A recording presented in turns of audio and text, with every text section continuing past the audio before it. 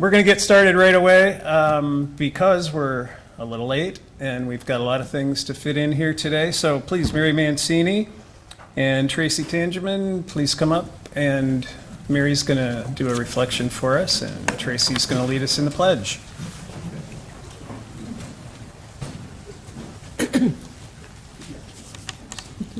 A Law Day Prayer.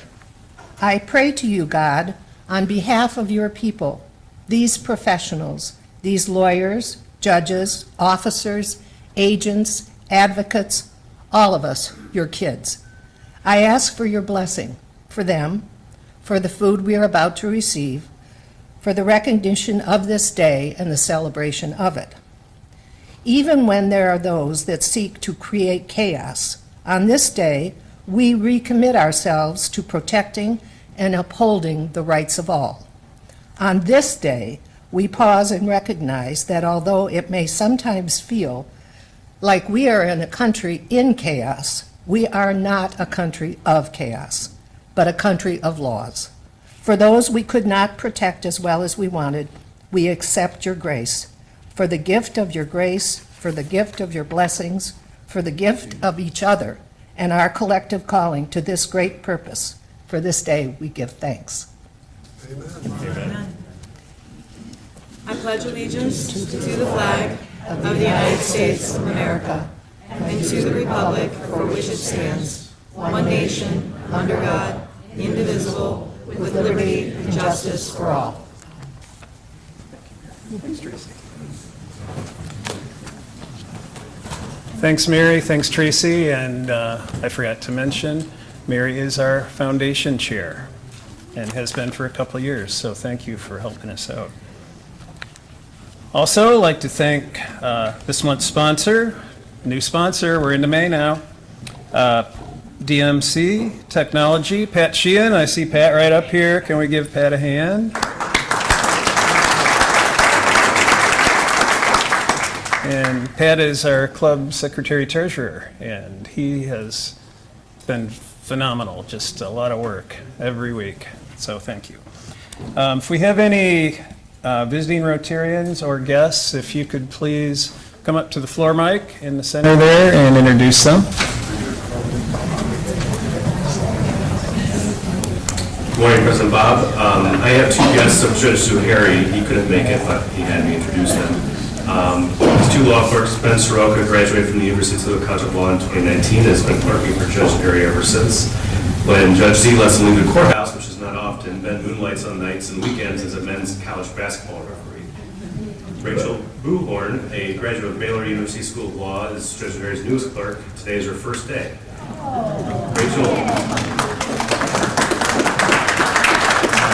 Rachel is an avid runner. She's completed 17 marathons in 17 different states, including the Flying Pig Marathon in Cincinnati this past weekend. Welcome. And Ben, I know they're really needing a lot of referees, so thank you. Hi, President Bob. I have with me Lisa Broski from the Ability Center in Taylor. They're coming in to speak a little bit about the Working Better Together initiative for the month, so I just want to introduce them. Thank you. Thank you. Welcome. Hi, President Bob. With me today is Tony Wagner. Tony is a senior at St. John's Jesuit. He turned 18 yesterday, which is great because we're going to be working at Habitat this week, working on some construction projects. And Tony is going to go to University of Northwestern Ohio, which is in Lima, to learn all about diesel engines. So we wish him the very best when he graduates later this month. Welcome, Tony. Tony, pretend that cake is for you. What'd you say? I said, pretend that cake is for you. Hi, President Bob. I have Alec Falkenberg here. He's from Wealth Wave. He's a financial advisor, and he also serves on the Epic Toledo Young Professional Advisory Council. And he's just here to check things out. Welcome, Alec. Hello, President Bob. I would like to introduce Emily Jerome. She's the daughter of our own AV Whiz Dominic Jerome. She's a third-year double major at BGSU, and she is heavily interested in a career that involves law. Welcome, Emily. Matt, thanks for the introduction. Next, I would like Nelson Schaefer to come up to the podium and please introduce our newest member, Fred Danhauser. Is Fred not here? No, he's here. I saw him. There he is. Come on up. Fred. Or come on down. Whatever. And it would only be appropriate if Kurt Church joins us as well. So Kurt, come on up Oh, here. come on up, Kurt. It's a party. Where do you? I'll go on this side. So today we are inducting Fred Danhauser into Toledo Rotary, and I wanted to bring Kurt up. Kurt and I sort of combined our efforts to recruit Fred. So when Kurt and I put our heads together, you get a Fred, just so you know. Okay, Fred is born and raised in Cleveland, Ohio. He's a devout Cleveland Indians fan trying to become a Guardians fan, but old habits are hard to break. He went to the Ohio State University, majored in accounting. He became a CPA, started his professional career at Marathon, where he met his wife of almost 39 years. They do not have children, but they're big fans of dogs. This segued into volunteering, both as a board member and a volunteer for the Assistance Dogs and Agility Angels. That organization offers dog agility support for children with autism. He currently serves as a board treasurer of Family Child and Abuse Center.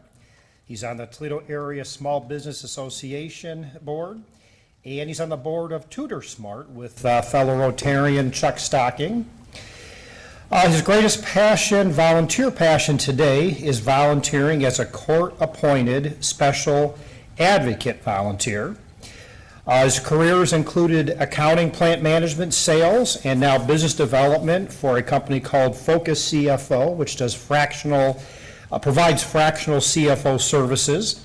And the bottom line is he's grateful, blessed to be here. And I asked him two questions. I said, what's your goal in Rotary? You remember this, don't you? He said, I want to be more like Nelson and Kurt, was his goal. I said, okay, good answer. I said, what's your pet peeve? He said, people who are not like Nelson and Kurt. Welcome, Fred. I don't quite remember that. Get your pen. Thank you, sir. Thanks, Nelson. Thanks, Kurt, and welcome, Fred. And Fred's been making up here, or coming for probably a few months already, so he knows the layout. Next, I'm going to put a couple of quick people up to the mic, the floor mic. I'm going to start with Brad Rubini. Past President Brad, please come up and tell us about Clare's Day. President Bob, can we use the other mic, please? This one? You just want to, sure. We're having an issue with the floor mic, thank you. I got to bend down. Just want to let you know, this Saturday, Clare's Day Toledo is being hosted in this room. Over 500 children will be receiving their most improved reader. And I'm not sure, Kathy, is your child in Toledo, grandchild in Toledo, or mommy? Swan. So Kathy's grandson is getting an award on Saturday, May 21st. But Toledo Rotary, after our daughter died, helped get Clare's Day started 22 years ago. This is our 20th active Clare's Day. So thank you and appreciate it.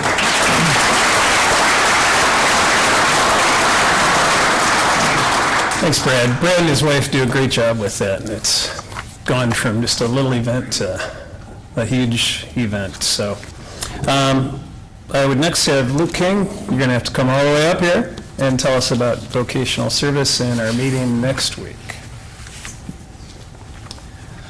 So good afternoon, fellow Rotarians. Next week's meeting will be led by the Vocational Services Committee, and this will not be your normal meeting. This will be a opportunity for Rotarians to strengthen their relationships with others and learn more about their businesses and organizations. So on Monday, there will not be a speaker. Instead, you will all be doing the speaking. You'll be assigned to a table, or each of you will be given 2 to 3 minutes to talk about your vocation. So if you're a business person, you can talk about your your business. If you're a nonprofit representative, you can talk about your mission, the people you serve, and how we can help. If you're retired, you can tell us about the activities that you're involved with today. So be prepared for that. Bring your business cards, your brochures, your product samples if you'd like, whatever will help you convey your message to others. Ultimately, this is about building connections between Rotarians and working with other people with a high standard of business ethics. This is our four-way test, and I think the more we have Rotarians working together and cooperating together, the stronger our community will be. So that's the plan for Monday. Come prepared to speak with others and to listen to others. And one more thing, we will be announcing the winner of the four-way speech contest, and we'll be showing the video of that, so you do not want to miss next week. Thank you. Thanks, Luke, and he's right, you don't want to miss next week, and usually the four-way speech winners are pretty impressive. Those are great videos, so I'm looking forward to that. Next, Maria White, Chair of Membership. She's going to tell us all about a few events that are coming up, and some of them are pretty exciting.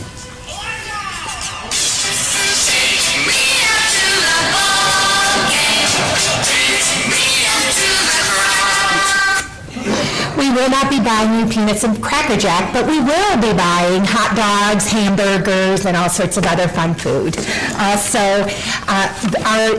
We have two final membership events for this Rotary year, President Bob.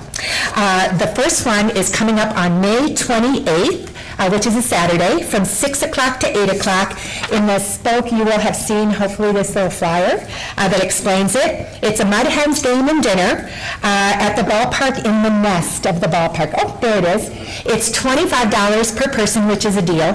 Basically, you're getting your ticket to the game more than free. And please register by no later than the 22nd of May.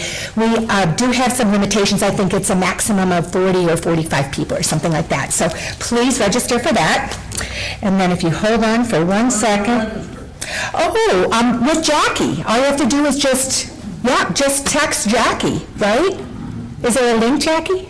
There's a link on the website, but if you call or email me, I'll look you up. Okay, sounds good. Okay, here's the second one. Is Chuck here, by the way? Chuck, man. I'm trying to recruit him as our DJ for this event. Here he is! I knew I could win him over with this great music.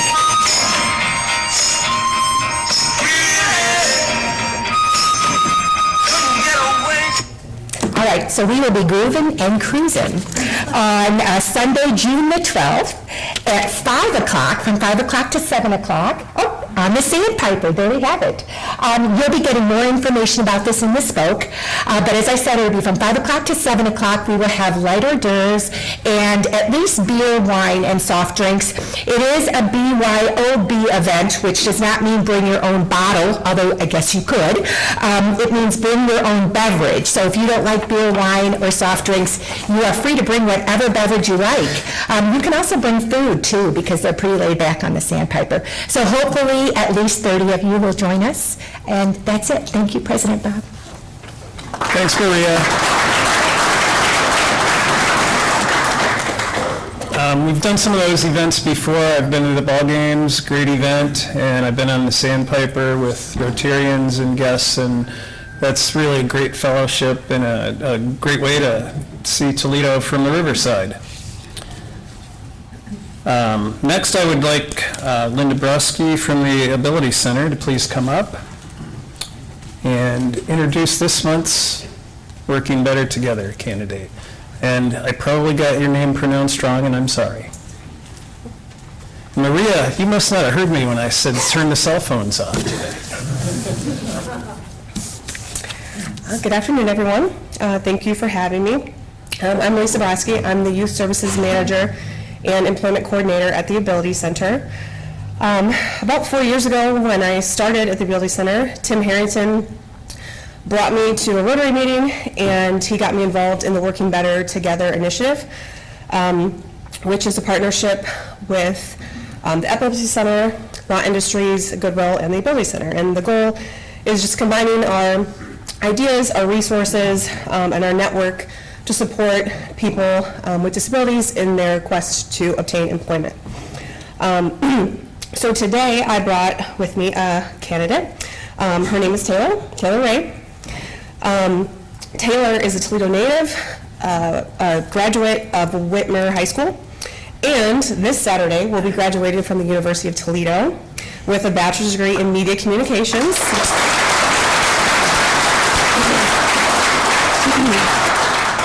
So this is obviously a huge accomplishment under typical circumstances. Throw in a pandemic, it makes it even a bigger accomplishment for Taylor. She's able to achieve that in just 4 years. So Taylor, through college, has worked for nearly 2 years at Kroger, supporting herself through her education, focusing on her education. And now that she's getting ready to graduate, she is seeking entry-level employment or an internship in media communications. She prefers kind of behind-the-scenes work. She did bring resumes with her today, so if anyone works in that industry or knows someone that does or just wants to chat with Taylor, we're sitting at this table over here in the front in the corner, so feel free to stop over and say hello. Thank you. Do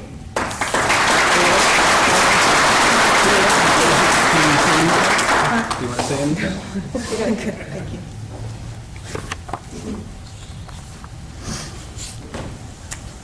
All right, thank you. Next, I think I'm just going to have Kevin Mullen please come up, and he's going to read a letter, or at least paraphrase from some information from the Easter seals. I'm going to read the entire letter and take as much time as I want. I have a big hook. I don't even have to look. I know the face I'm getting. Dear Toledo Rotary Club, the entire letter will be published in the Spoke, so I will summarize. Your Rotary Club has been committed to making a positive difference not only in our local community but throughout the world. When Edgar Allan needed help 103 years ago, he reached out to his fellow Rotarians, including Toledo Rotarians, and together they solved a problem, served others, and made the community a better place. Over a century later, this same compassionate legacy continues. That legacy? Easter seals. Not just of Northern Ohio, but across the country. You are commended for this and congratulated on 110 years of service above self. May you continue to be a beacon of hope for others in the world. Here's to the next 110 years. Signed, Beverly Richards, President and CEO of Easter Seals of Northern Ohio. Happy birthday, Rotary.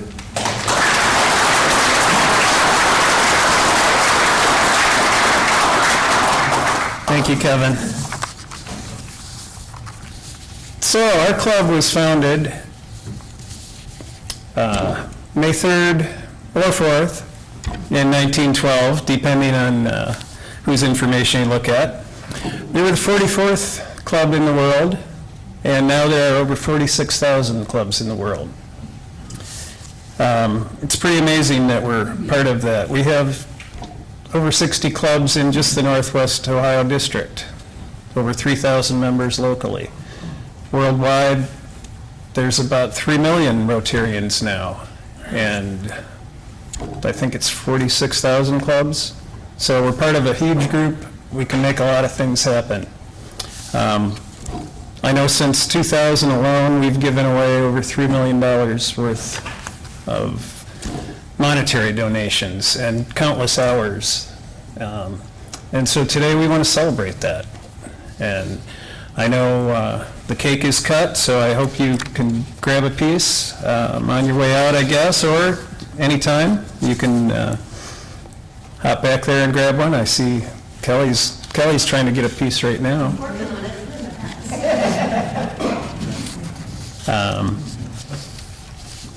So anyway, happy birthday to all.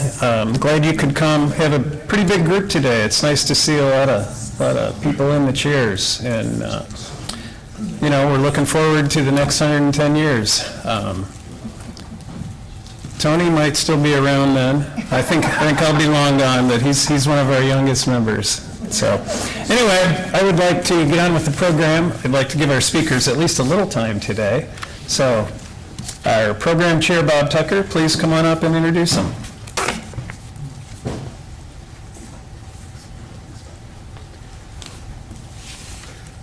For our Law Day presentation today, we have two speakers, both of whom are College of Law professors at the University of Toledo, Professors Lee Strang and Rebecca Zietlow. Professor Lee Strang is the John W. Stoepler Professor of Law of Values at the University of Toledo College of Law. He teaches constitutional law, constitutional interpretation, federal courts, administrative law, and a number of other areas. He has frequently published in the fields of constitutional law and interpretation, property law, and religion in the First Amendment. In 2019, he published a book, Originalism's Promise, a natural law account of the American Constitution, which I think is reported as the first natural law justification for originalism. Is that right? Yeah. He's also currently writing a book on the history of Catholic legal education. Professor Rebecca Zietlow is the Associate Dean for Academic Affairs, Distinguished University Professor, and the Charles W. Fornoff Professor of Law and Values at the University of Toledo College of Law. She also teaches constitutional law, federal courts, and constitutional litigation. Professor Zietlow's scholarly interest is in the study of the Reconstruction era, including the meaning and history of the 13th and 14th Amendments to the Constitution. She's also an expert on constitutional theory, examining constitutional interpretation outside of the courts. She's published a couple books, including one that's locally interesting, and she may touch on it, The Forgotten Emancipator, James Mitchell Ashley and the Ideological Origins of Reconstruction. So they're both going to have a chance to speak to you, and I think we're going to start with Professor Strang.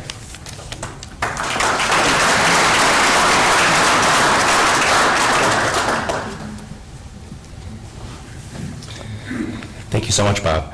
It's great to be with you this afternoon. This is my second time getting a chance to speak to the Rotary Club, so I must have done okay the first time. We'll see if I get back the third time.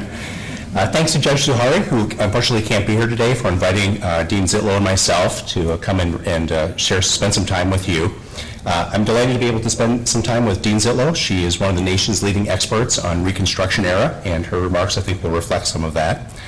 We have 10 minutes, so it's a short amount of time, and I'm going to make 3 quick points today. First, I'm going to describe what originalism is. Second, I'm going to explain how it became a or the leading theory of constitutional interpretation today. And third, I'll describe what impacts I think that's going to have on the United States and our legal system in the short and medium term. While I'm talking, feel free to get a piece of cake to celebrate your organization's 110th anniversary. And one last note, I love the invocation. The invocation talked about, as a country that's very pluralistic, we have a lot of different viewpoints. One of the things that sets us apart is our commitment to the rule of law, and both Dean Zietlow and myself, in different ways and on different aspects, are going to talk about one of the foundational, or the foundational component of that today. So I just wanted to remark about that. So first, what is originalism? In my experience, you probably heard about it, right? So during the confirmation process for Judge Brown Jackson, all the other justices that have been confirmed over the recent years, originalism is one of the theories of interpretation that's been talked about. And from a 10,000-foot level, the originalism is the idea that the Constitution's meaning is the public meaning of that text when it was ratified. So the meaning that the public would understand the text to have at the time that the text was ratified. So let's say that we wanted to know, this is one of the clauses about which we have debates, what does the word religion mean in the free exercise clause in the First Amendment? It was adopted in 1791, and so the inquiry would be, what would Americans understand the word religion to have meant in 1791? So it's primarily an historical inquiry. Today, originalism is a dynamic theory of interpretation. There's I would say, a fairly solid or fairly consistent majority of the Supreme Court that at least utilizes, and some of them are thoroughly committed to following an originalist interpretation of the Constitution. In the legal academy, most law schools have one or more original scholars on their faculty, and this has really been a change over the last, as I'm going to describe shortly, over the last 20 years. Originalism has come to be the leading contender, and it wasn't always the case. So there was a period of time, and this point is historically disputed. Actually, I think this point is not historically disputed. There's a point in time in which originalism was what I would say in exile. So beginning around the New Deal and up through the 1980s, originalism was either not heard of, not used, not talked about, or used in ways that I think were both patently and intentionally fraudulent. So let me give you an example. When Professor Zietlow and I talk about constitutional law, we talk about the structure of the Constitution, including the Commerce Clause. And one of the most important Commerce Clause cases was the 1942 case called Wicked versus Fulburn. It dealt with a farmer who raised wheat down near Dayton, Ohio, Farmer Filburn, as I call him.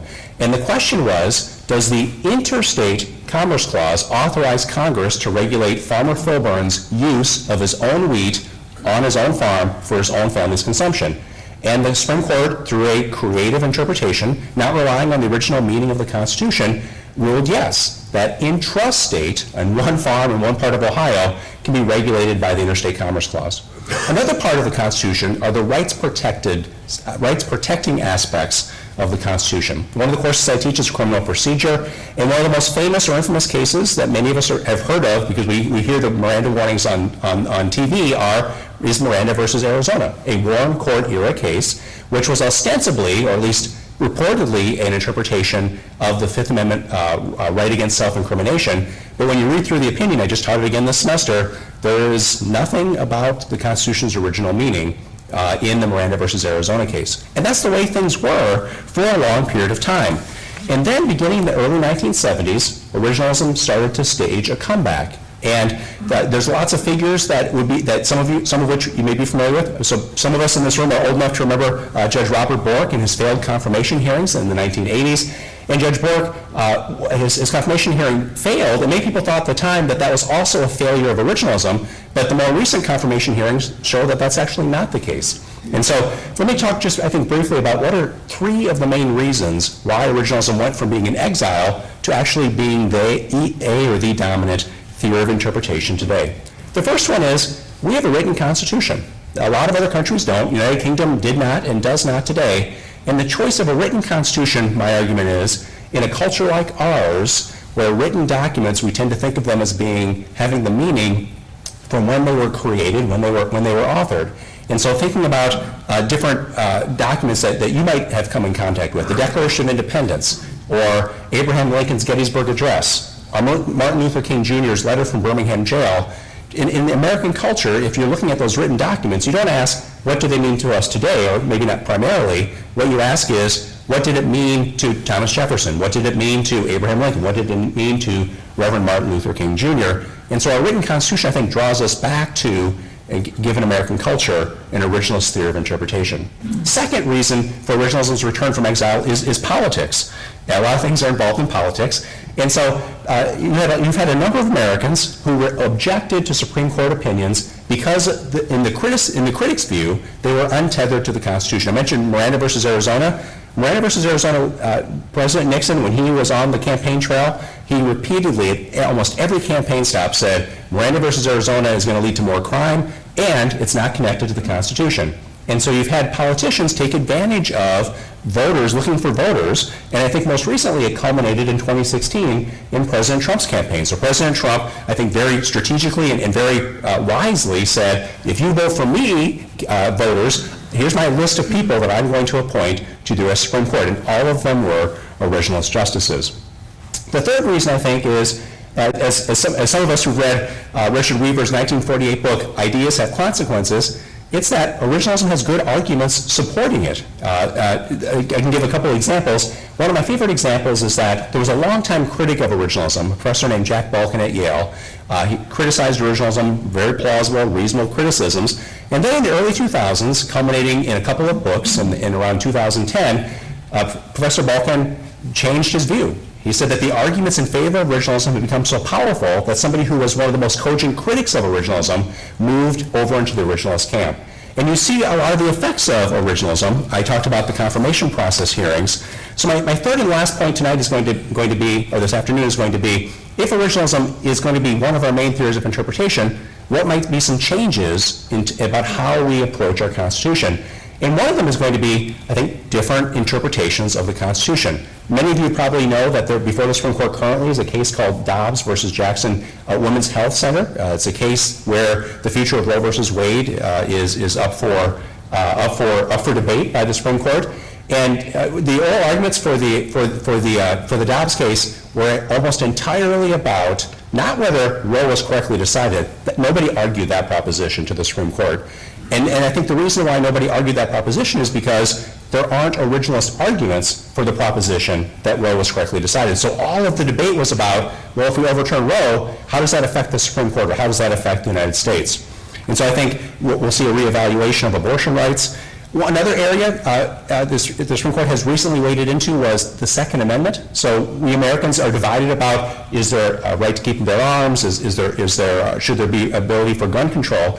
In 2008, the Supreme Court, in a famous opinion called District of Columbia versus Heller, for the first time interpreted the Second Amendment to identify an individual right to keep and bear arms. And where the Supreme Court's at now, it actually has a number of cases before it, is that it is looking to implement that in a way that lower courts are going to faithfully, from the Supreme Court's lights, protect an individual right to keep and bear arms. I think a second impact is going to be the confirmation hearings. So the confirmation hearings have become, they have been very politicized, but I think if all sides in the debate, all sides in the jurisprudential debate say that they're originalists, like our more recent confirmation candidates have done, then I think the focus of the confirmation hearings will be more on what is your judicial philosophy and how will you implement that judicial philosophy when you're on the Supreme Court. So I could actually think of it as maybe taming down some of the heat in these different confirmation hearings. The last thing I'll say, because my time is running out, is I was talking about the U.S. Supreme Court through most of my remarks, but we have, of course, 50 states, 50 state constitutions, and 50 state Supreme Courts, and those different state Supreme Courts are now turning towards originalism in their own rights to interpret their own state constitutions. And Ohio is no exception to that. So the Ohio Supreme Court, in a couple of key areas, has looked to the original meaning of the Ohio Constitution to interpret our Constitution. One area is Ohio's free exercise clause. So the Ohio Supreme Court has charted a different course than the U.S. Supreme Court. And the second is in the area of gun rights. So the Ohio Supreme Court has, like the U.S. Supreme Court, used an originalist interpretation to interpret the Ohio Constitution. So what I've described is originalism going from an exile, from being in the wilderness, to becoming a or the dominant theory of interpretation. And going back to my theme earlier about the rule of law, one of the promises, and I think one of the things that's been attractive about originalism to a lot of people is that regardless of one's political views or religious views or socioeconomic background, if one is able to say, this is the original meaning of the Constitution that we as Americans should follow, it's something that kind of can overcome our political and other differences. So thank you very much. I'm looking forward to Professor Zietlow's comments and your questions.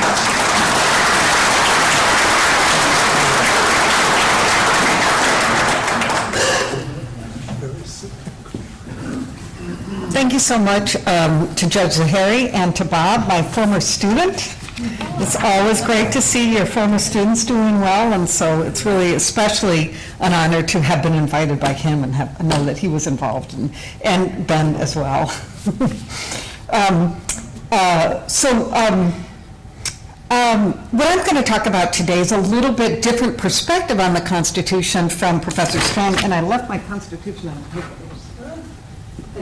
I always like to keep it with me, close to my heart, in that I'm going to talk about not just courts interpreting the Constitution, but also the role that political actors play in constitutional interpretation. I'm going to focus not on the original Constitution, but on the Reconstruction era Constitution, and I'm going to talk about two constitutional provisions that are widely overlooked but highly relevant to what's going on in our country today. So I brought the Constitution up here because I always start my common law class with this. Look at how small it is. I mean, it's just this tiny little outline of our government. It's just a tiny little outline of our individual rights. And so the question of who is interpreting it and how becomes so important because the Constitution itself leaves wide open so many interpretive questions. And that's why we have so many battles over how to interpret the Constitution, right? And it results in, the outcome can result on how we are interpreting the Constitution. Now, when most people think of the Constitution, they do think of the United States Supreme Court, which has taken on the role of the principal interpreter of the Constitution, but members of the political branches are also bound by the Constitution and play a role in interpreting that Constitution. Indeed, the Constitution requires that the President, members of Congress, and all state officials must swear an oath to the United States Constitution. And the President and members of Congress and state officials engage in constitutional interpretation when they exercise their power, including the President with his executive actions and Congress with their legislation. The second point I want to make is that when we ask the question of how to interpret the Constitution, we have to remember we're interpreting the entire Constitution and not just the document that was originally adopted in 1787 or even just plus the Bill of Rights adopted in 1789. I focus too often courts and originalists, and I'm accepting my colleague and friend, Professor Strang here, but when they talk about originalism, they're really just focusing on the founding and not on the Reconstruction era, which many scholars appropriately consider the second founding of our Constitution. So the Reconstruction era, immediately after the Civil War, we enacted 3 amendments to the Constitution: the 13th Amendment, which abolished slavery and involuntary servitude; the 14th Amendment, which established federal individual rights enforceable against state governments and the conditions by which the former rebellious states would be brought back into the Union; and the 15th Amendment, which prohibits states from denying the right to vote based on race to enfranchise newly freed slaves. These amendments transformed our Constitution from one which sanctioned the institution of slavery and the denial of humanity of millions of people who lived in our country into a document that recognized all people as rights-bearing individuals who are entitled to constitutional protections. Historians call Reconstruction the second founding because the Reconstruction principles created a republic marked by what Abraham Lincoln called in the Gettysburg Address a new birth of freedom, a multiracial democracy marked with constitutional protections for fundamental human rights. And the Reconstruction amendments altered our Constitution, altering our system of federalism, making the federal government the primary source of individual rights, and empowering Congress, and arguably, I've argued, imposing a duty on Congress to enact legislation enforcing those rights. And those provisions of the Constitution uniquely speak to our country today. Racially diverse, multicultural country, which unfortunately a growing divide in tensions reminiscent of that which divided our country in the pre-Civil War era and Reconstruction era. So today I want to focus on 2 provisions of the Reconstruction Amendments that have been until now largely ignored and unenforced or underenforced: the 13th Amendment protection against involuntary servitude, and the 14th Amendment Section 3, which establishes crucial protections for our constitutional democracy. Looking at the text of these provisions and historical context, we can see that those constitutional provisions are directly relevant to pressing issues in our country today. So, very quickly, the 13th Amendment provides that neither slavery nor involuntary servitude shall exist. And it's very clear that from the context that slavery, the word slavery in the 13th Amendment refers to the system of race-based chattel slavery that existed in our country and was abolished as a result of the Civil War and the 13th Amendment. So why did they also include the term involuntary servitude? In the antebellum era, slavery was far from the only system of unfree labor. In northern states, indentured servitude and apprenticeship was extremely common. Many European immigrants came to this nation as indentured servants, bound to their employers for periods of years and unable to leave. In western states, workers in some Indian tribes were subject to peonage, and Chinese workers were bought to build the western railroads through the peonage-like coolie system. During the antebellum era, anti-slavery sentiment fueled a movement against other forms of unfree labor, including involuntary servitude. And Bob mentioned my book. If you want to learn more about this, my book, and I've written many articles about this as well. So when prohibiting involuntary servitude, the 13th Amendment also banned indentured servitude and peonage. However, those protections have remained largely unenforced. During the Jim Crow era, our nation's economy, a large part of it was dependent on sharecropping, with workers bound to landowners, the extensive use of convict leasing in agriculture and industry, New Deal measures protecting workers remedied some of these issues, but excluded domestic and agricultural workers who were performing jobs that had been performed by formerly enslaved people at the behest of Dixiecrat lawmakers. Congress has enacted to enforce the protection against involuntary servitude, but this legislation, like the 13th Amendment provision itself, remains largely underenforced. How is this relevant to today? We're in a time of massive wealth and income inequality, and the condition of low-wage workers, disproportionately workers of color, is increasingly precarious.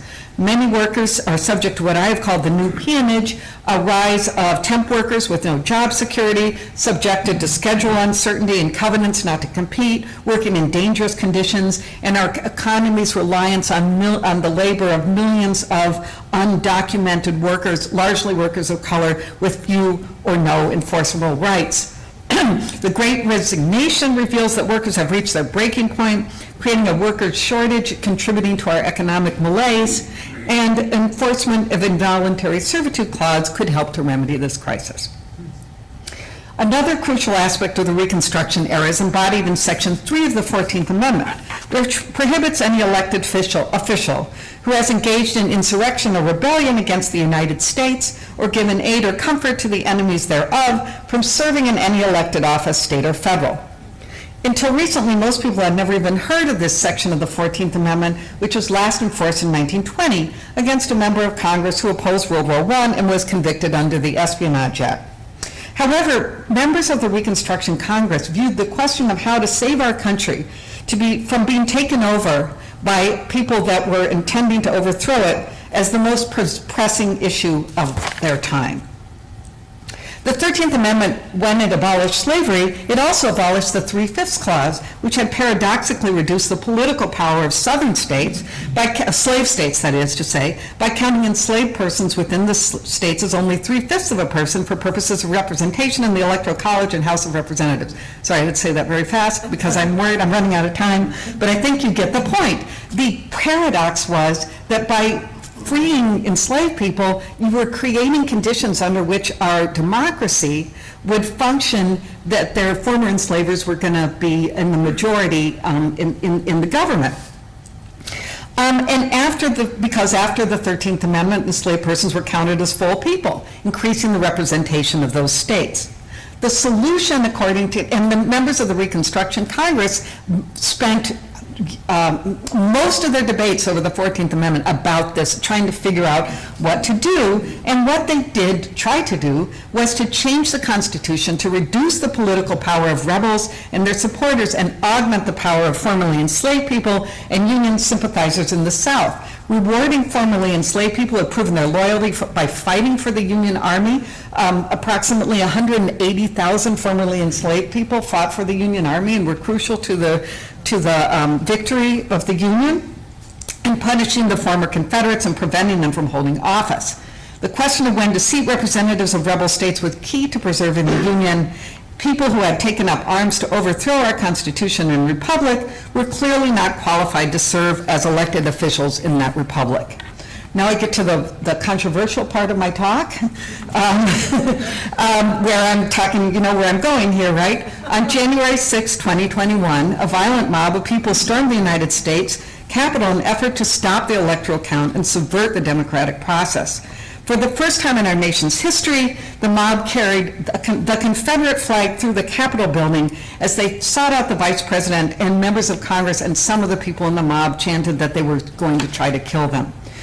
Just for a note, during the Civil War, there was always the fear that the rebel soldiers would invade the Capitol and would take over the Capitol building and carry the Confederate flag through, but that never happened, not until 2021. There is strong evidence that this was an insurrection. Members of Congress on both sides of the aisle at the time referred to it as an insurrection. The articles of impeachment approved by the House of Representatives referred to the mob action as an insurrection, as have charges recently filed by federal prosecutors against participants in the event. But the question is whether any elected officials are disqualified under Section 3. Answering this question raises more questions and goes well beyond the time that I have here. But what does engaging in an insurrection or rebellion, giving aid and comfort to those engaged, and did any of our elected officials either engage or give aid and comfort? And if they did, how can Section 3 be enforced by courts, states, or Congress? But the point I'm making today is that Section 3 is relevant, important, and could and should be enforced if its provisions are satisfied, and that the text and history of Section 3 supports this conclusion. In conclusion, knowing our history is essential to constitutional interpretation for originalism, as Professor Strang has been describing it, and for us to understand what the Constitution means to us today. To paraphrase the great Supreme Court Justice John Marshall, these provisions of the Constitution are made in a Constitution intended to endure for ages to come, and consequently to be adapted to the various crises of human affairs. All of us play a role in helping to create constitutional meaning in our constitutional democracy, not only by voting for politicians who will appoint judges that we think will correctly interpret the Constitution, but by holding not only our judges, but also our elected officials to account when they interpret and follow our Constitution. Thank you.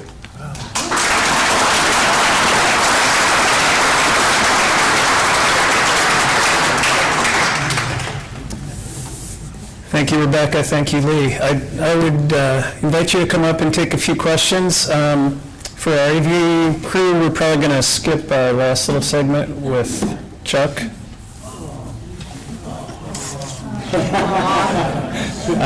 Well, we don't want to step on Chuck's toes. So if I could have some questions, please, questions only. Don't get up and pontificate. Please.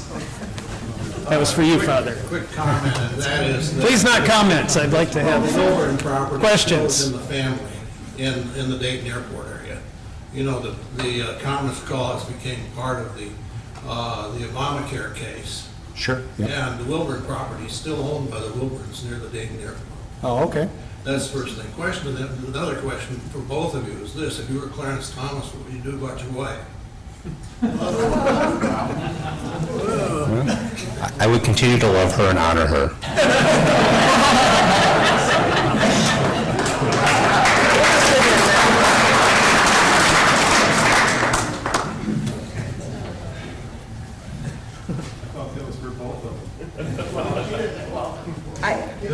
So I want to thank you very much. I really enjoyed both perspectives of that. My question about originalism is, my concern comes in technological advancement as we move forward. And how do you look at someone in the late 1700s and try and apply technologies and advancements they couldn't even comprehend, let alone kind of cover in that move? So how do you account for that? Sure. That's a great question. It's a reasonable question, too. Let me say one general thing and then respond particularly to your question. But that's a question that all law has to face, right? So all law. So when it came to the speed limits that jurisdictions like Ohio adopted in the late 19th century, think of the technology at the time, and the jurisdictions had to revise what the speed limits were in response to automobiles, right? And now we're having new technology like self-driving automobiles that we're having to respond as well. So that's a phenomenon that law has to deal with. And like Ohio's legislature dealt with the phenomenon of automobiles, the U.S. Constitution has baked into it the technology to respond to new circumstances. I think Professor Zietlow's comments about involuntary servitude, right? So involuntary servitude was meant to cover some phenomenon at the time in the United States in 1868, but it also applies to new and unforeseen circumstances. So I know Professor Zietlow's scholarship, and so one of the phenomena that she's talked about is the gig economy, right? So we have workers who are at least legally independent contractors, but in the view of Professor Zietlow and others, that's actually a mechanism for companies to have the benefits of an employee without any of the responsibilities of an employee. But the gig economy, of course, would not have been foreseen by the framers and ratifiers of, the 13th Amendment, 1865, back in 1865. So I think the Constitution has within it terms that can apply to circumstances that are the same genus, but of a new phenomenon. And we also have, and Professor Zietlow, I think, was right to point out to political branches being able to, on the local level, on the state level, on the federal level, respond to new circumstances as well through their constitutional empowerments. So I think there's a lot of capacity in the legal system and the constitutional system to do that. You want to say anything? Yeah, if I could just add, originally when Professor Strang and I, you can tell we have different ways of thinking about the Constitution, but we agree on a lot of stuff, and one of the things we agree is that he's all in for originalism, but I'm not all out of originalism, right? I'm a legal historian, so I'm always writing about the original meaning, et cetera, but I guess then the question becomes then, how much are we limited to exactly what it meant back then, and how much can we sort of discern what it meant back then and apply it to today? And in the end, and that's why so many scholars, including Professor Balkin, are saying, well, we're originalists, but Professor Balkin calls his originalism something like living originalism or something like that, where when you view the provisions as more broadly, so for example, that comes up a lot in a subject Professor Strang teaches, the question of technology and search and seizures. under the Fourth Amendment. You have to sort of discern the principles, because you can't say the 14th Amendment doesn't apply to any electronic surveillance. I mean, the Fourth Amendment doesn't apply. Well, it's via the 14th Amendment, but that's another issue. Okay. So mine is actually a follow-up question to Travis's, which is around the scientific and social changes that are occurring. So for example, transgender rights, there wasn't the science to even, scientifically change gender. Now we have that. And so when it comes to that, how do you interpret rights for human beings that were not even considered, back when the Constitution was written? So I think that's a great concrete example of the phenomenon of change, socioeconomic, cultural, other changes that occur. And the area that I've actually delved in that's, I think, analogous to this is the area of religious liberty. So in the United States in 1791, when the Free Exercise Clause was adopted, was primarily, though not exclusively, made up of Protestant Christians. The United States has, I think for the first time, we don't have a majority of Protestant Christians in the country today. We have a lot of other types of Christians. We have non-Christians of various sorts, and a lot of non-religious folks today for the first time in the sizable minority in American history. And so the question is, to what degree can, for example, the Free Exercise Clause protect or the Establishment Clause limit government-religion interaction? And so it's a similar problem to what you're identifying.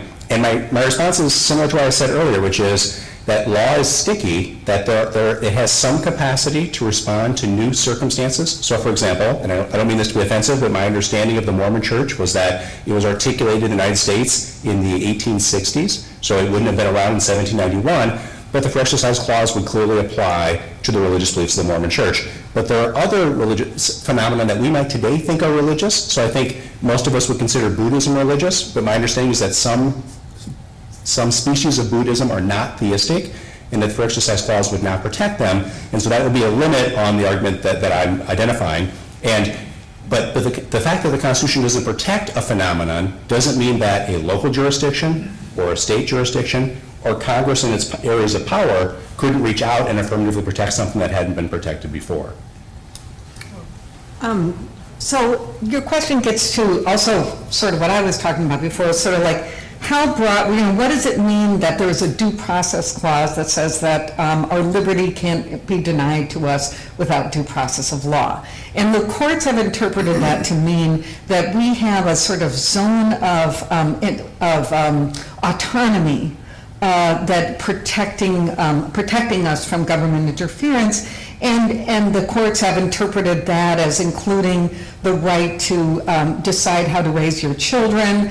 That's what the sort of broad vision of liberty is, what the Griswold case in 1963, the right to choose of married couples to choose birth control. Then which a little bit later, right of individuals to use birth control, and of course then the Roe versus Wade case, and more recently some of the gay rights cases that the Supreme Court has found. And so the question is, is that,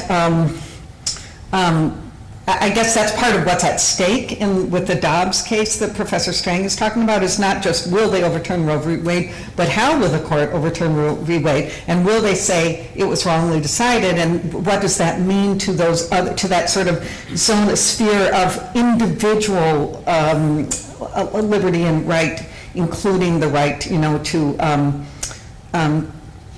your own sexual identity, So that's part of what's at stake. That is at stake right now in terms of courts' interpretations. And it does come down in part to this, what I mentioned earlier, how broadly, how narrowly, because in 1868, when we enacted the 14th Amendment, as you said, no one was thinking about transgender rights. All right, thank you. Sorry I kept you a little bit late.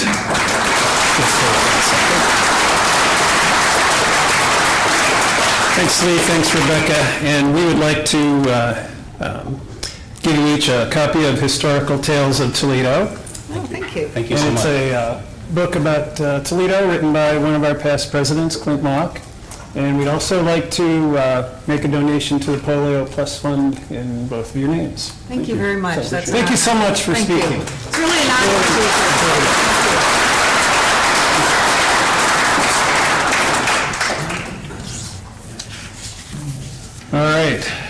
again, happy birthday, and I won't keep you much longer. What is that? Oh. Remember the meeting that Luke talked about, Vocational Services Day next week? We're going to be right here, and we've got one meeting, committee meeting, and that's Disability Services in Community Room 10 out there to the right. And thank you so much for coming. Thanks that we had so many guests and participants today.